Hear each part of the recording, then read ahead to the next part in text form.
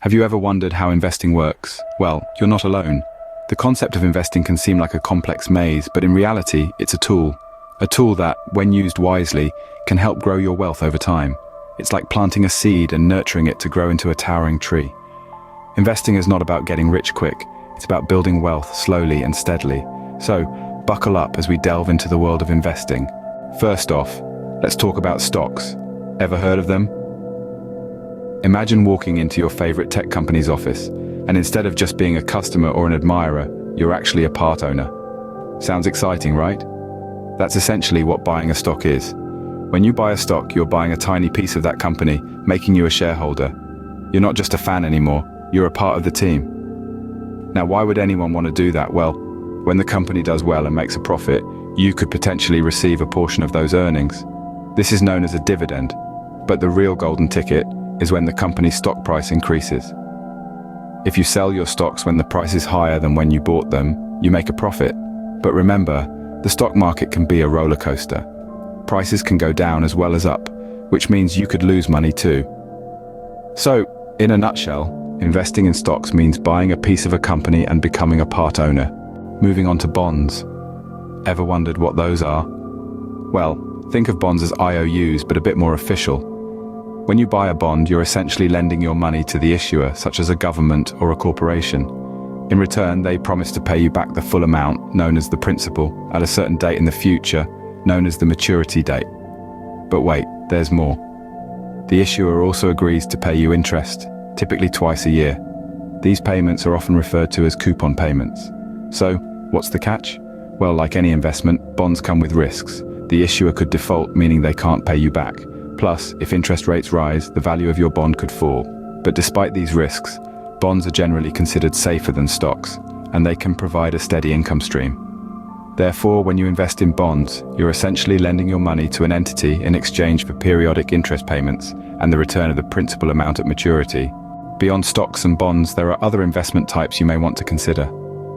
Let's delve into a few more. First up, we have mutual funds. These are essentially pools of funds collected from multiple investors to invest in securities like stocks, bonds, and other assets.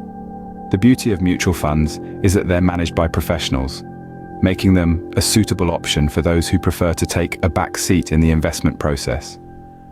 Next, we have index funds. These are a type of mutual fund designed to track certain market indexes like the S&P 500. They offer broad market exposure, low operating expenses, and low portfolio turnover. Then, there's real estate. This can be anything from buying a rental property to investing in a real estate investment trust, or REIT. Real estate can provide a steady income stream and potential appreciation over time, but it also comes with its own set of risks, such as market fluctuations and property maintenance. Lastly, we have commodities. These are raw materials or primary agricultural products that can be bought or sold, such as gold, oil, or wheat.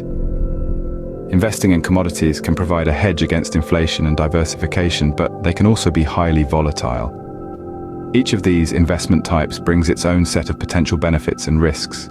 It's crucial to understand these before diving in. Remember, diversification is key in investing. Spreading your investments across different types can help manage risk. So, we've covered a lot today, haven't we? From the basics of investing to the intricacies of stocks and bonds, we've embarked on a thrilling journey through the world of finance. Let's take a moment to revisit these key points. We started with stocks, the ownership certificates of a company. When you buy a stock, you're buying a piece of that company, becoming a shareholder. We learned that stocks are volatile, but they offer high potential returns. Next, we delved into bonds, debt securities where you lend money to an entity, typically a corporation or government. Bonds are generally safer than stocks, providing steady income streams through interest payments. And we didn't stop there. We explored other investment types like mutual funds, real estate, and commodities, each with its unique benefits and risks. Investing isn't a one-size-fits-all approach. It's about finding what works best for you, balancing risk and reward.